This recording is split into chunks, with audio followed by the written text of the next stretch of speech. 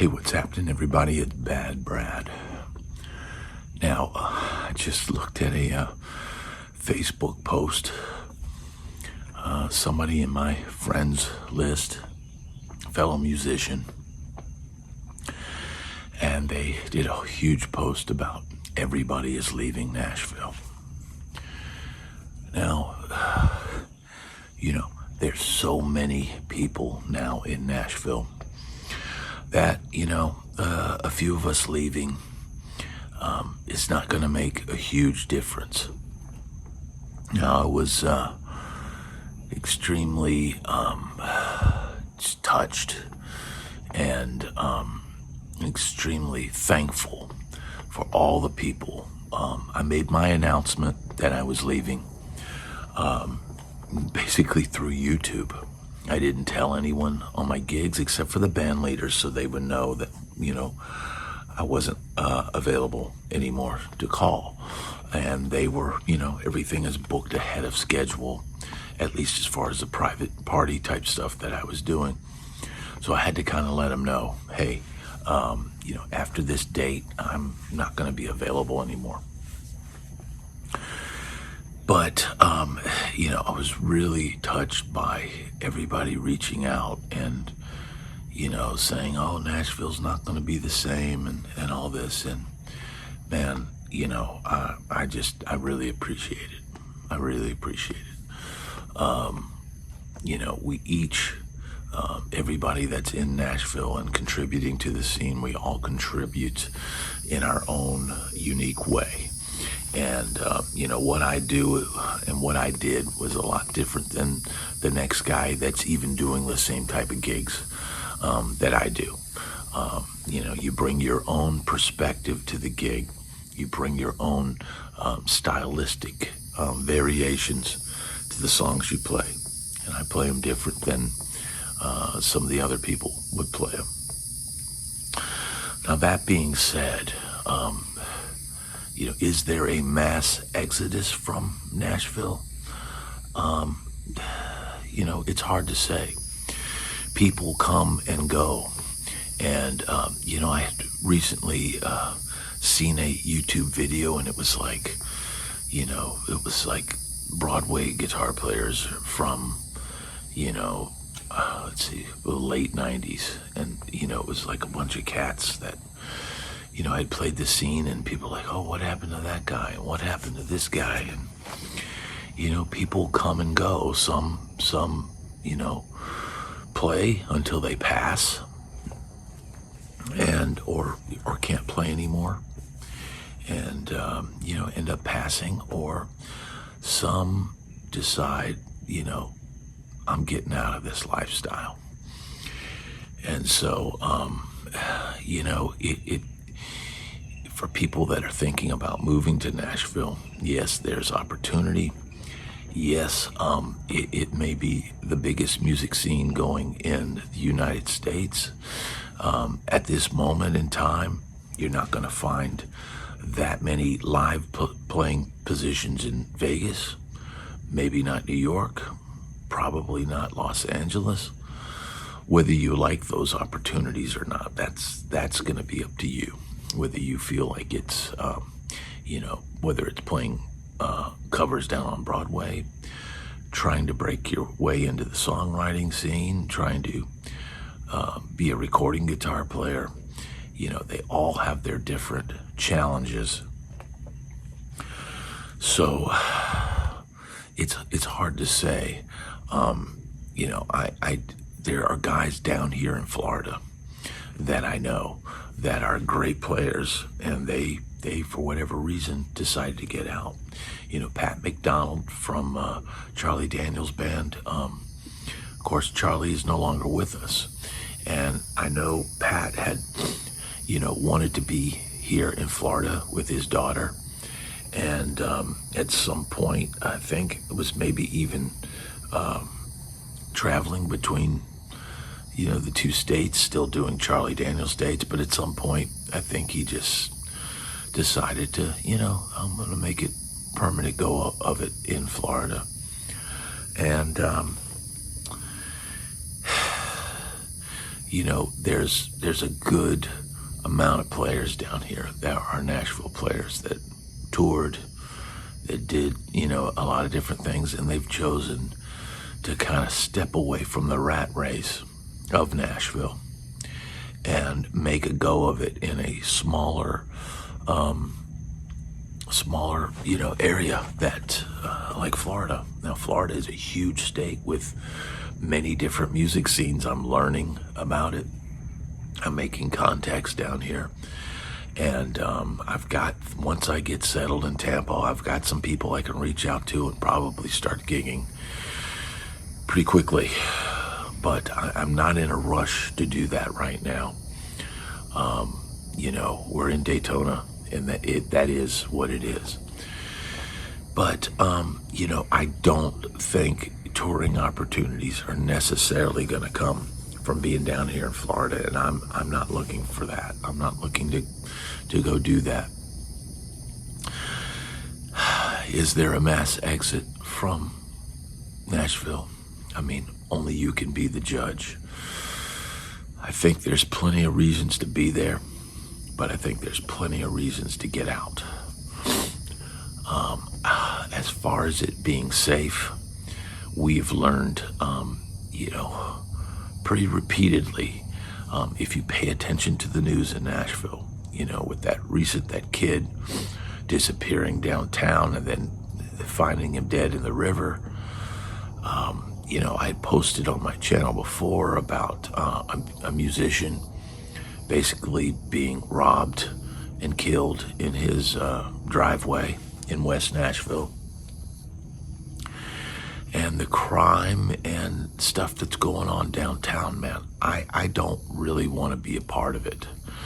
I never was like a big Broadway guitar player. I couldn't play Chattahoochee right now if you asked me to. I just, it was never really something that I wanted to do. I like every now and then I'll throw on a backing track and mess around with chicken picking, but it's just not been something that's really part of my repertoire. And I did better just focusing on my strengths rather than my weaknesses.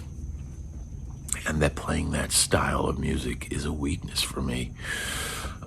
So, getting out of Nashville was not really a bad thing for me. Now, I am going to miss playing a lot of my gigs, the corporate gigs, the wedding gigs. I was getting $500 a show. A lot of them I was. And close, and if not that much, $350, $400. The pay was increasing, and that industry in Nashville is booming. The wedding thing, I've never seen, when I moved to Nashville, there was probably a handful of wedding venues. Most of them were the country clubs, Belmead Country Club, Temple Hills. I mean, just, that whole scene. And then, places like the Belmead Plantation and, a good handful of wedding venues. But lately, and, more recently in Nashville, has cropped up this just immense amount of these wedding venues. And they're cropping up because people, I don't know where these families come from, because I don't, to have that kind of money. But even the Symphony Hall downtown, people were renting that out for weddings. Now, I can only imagine what that would cost, $100,000. I mean, I can't imagine spending $100,000 on a wedding, but apparently there are people with, that kind of wealth. And so they're in there, you figure they're paying the band anywhere from 10 to 20, maybe even $30,000. I mean, I don't know. I kind of existed in the old school of Nashville corporate wedding type bands. We were not people that aspired to be wedding musicians. We're just musicians. And if you got in good with a clique, and you could play, and you did your job and everything, you could work. That would be, your Saturday, maybe your Friday, and maybe occasionally a Sunday, a well-paying gig. And but I noticed something. We did a showcase. Now, the band that I was playing with was managed by or booked by East Coast Entertainment, which is huge now. They bought out, I can't remember the original name of the company, but they bought out the local booking agent and put them under the umbrella of East Coast Entertainment. And East Coast Entertainment has boomed, blossomed, because they've got all these really, big deal wedding bands. And I noticed kind of a changing of the guard when we did that showcase. For one, we got the shaft as far as being able to do a sound check. There was a band there called Candy Crush, and they had set up this thing, but they also set it up for them to shine. They were a modern wedding band. They've got backing tracks, they've got backing vocals on tape. It's a big production. They have girls, and the girls wear the sparkly dresses, and they twirl around and have dance steps, and it's a routine. And the old school of Nashville wedding bands was just like, we'll hire the absolute best musicians, and we'll play our butts off for you, and we'll play everything. And that's the old school. The new school, backing tracks, flashy outfits, razzmatazz, showbiz, jazz hands. And they're two different camps. Now, we would often get called, and they'd say, man, we picked you guys because we knew you guys were the better musicians. Now, not everybody realizes that. Some people get fooled by the razzmatazz. Ooh, look at me. I got a sparkly jacket and I can twirl around. Hey. But, we take the approach of, we're playing these songs, but we're adding the Nashville arrangements. So we've got certain hits and things that whether it's the tempo, sometimes bringing the tempo up, would be a huge thing, because, some of these songs work better in the recording. They sounds great. It's a nice, slow, funky groove, but man, live, that's the thing about a click track, playing to a click track. You are leaving yourself no room for adjustments, okay? Let's say it's a sluggish night and the crowd's not reacting, but every song is ding, ding, ding, click track in your head, and then we play the same arrangements, and we're doing our dance steps, but the crowd's not really into it tonight. What do? You got nowhere to go. Everything's mapped out. Everything's pre-planned. It's pre-packaged like a bologna sandwich at the gas station. And maybe they put some frilly lettuce on it, but it's still a bologna sandwich. You still got a bunch of bologna on stage. So the thing about these old school bands is, if it's dragging, we can make a quick adjustment. We don't have a set list. If the crowd's getting tired, we'll do a slow song. We'll know it. We'll sense it. If the crowd is dragging, well, man, we'll pick it back up. We'll give it a blast of adrenaline, and we'll play the songs with a little bit of an edge, and forget about it when it's time for solos. Man, we ain't playing what's on the record. I mean, we're gonna crank it up. everybody's going to shine, and we're going to give it our all, man, because, you know, the stuff on the record that's a moment in time. That's, you know, a lot of times those classic artists, they didn't play it like the record either. So, you know, the time when someone calls you a solo, and look, there is no guitar solo in Signed, Sealed, Delivered. So what are you going to do when they call you and tell you to solo? Yeah, you're going to have to play. You're going to have to just play.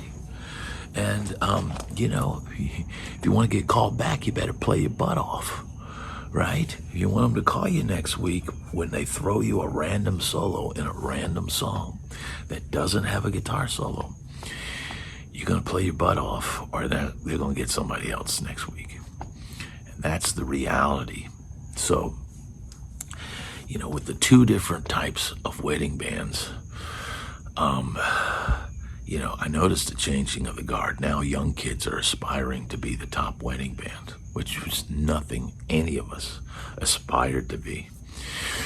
We never aspired to be wedding band, you know, musicians. But I don't, you know, some people see it as, oh, that's, you know, like it's a bad thing being in a wedding band. Man, look, you're always playing for 20-year-olds. You're always usually in a very nice environment. You get to go home after the gig, you know, 9 times out of 10, and sleep in your own bed. You get paid well. You get fed. And usually the parking is free. So what is there not to like? It's some of the best gigs in Nashville are playing that circuit. And if you can break into that circuit, it's a good thing. But being part of one of those phony baloney, click track, razzle dazzle bands, I know it's the rage now, and I know the booking agents are booking them right and left, and that's what they're pushing. That's what they're pushing. We did the showcase, we did a video, but I never saw anything come out of that showcase. We were supposed to get a video out of it, and look, we had to go up there and throw and go. We had to pretty much get up there and make sure that we had signal coming out of the monitors and play. Whereas Candy Crush got they got 2 or 3 hours to putz around on stage and make sure everything is right. And, you know, they were good, but they had backing tracks. And, you know, it wasn't all real what you were hearing. And so when we got up there, you know, us veterans, but we had an incredible vocalist. I knew nobody they had on their stage could match what we had on vocals. And so we went up there and gave a spirited, real performance. And from what I understand, we took the cake that day. But there's no video, there's nothing. We never got any promotional materials out of this showcase. All we did was give them a good old-fashioned, real musician beat down. If you'd enjoyed this video, please hit like and subscribe. Thanks for watching.